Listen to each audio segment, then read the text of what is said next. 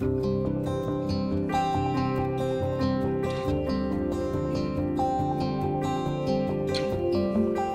minimally invasive spine surgery is an operative technique that allows us to address pathology or certain conditions in the low back with minimal damage to the muscle tissue and other surrounding tissue. In this type of procedure, what we use is typically a tube system that allows us to separate the muscle fibers as opposed to cutting through the muscle fibers. This hopefully helps reduce post-operative surgical site pain and reduces scar tissue formation at the surgical site. In minimally invasive spine surgery, we're able to access the patient's spine through a very small, about inch incision on the back.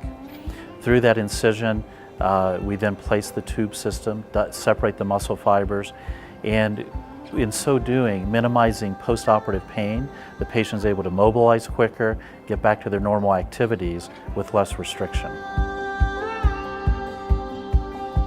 So in our clinic, when patients present with symptoms such as pain, numbness, tingling, weakness involving lower extremity, and or back pain due to conditions such as a herniated disc, spinal stenosis, nerve compression, pinched nerve, those types of conditions lend themselves to a minimally invasive approach to the spine.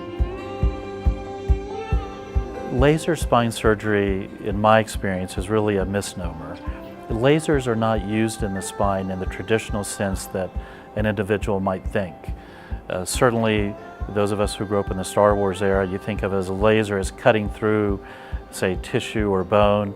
That's not how lasers are used in a setting such as this. For the most part, in many centers where they advertise laser spine surgery, what they're actually performing is really a minimally invasive approach to the spine. Using the same techniques that we would use in our clinic, we just don't use the tag laser in describing the surgical procedure.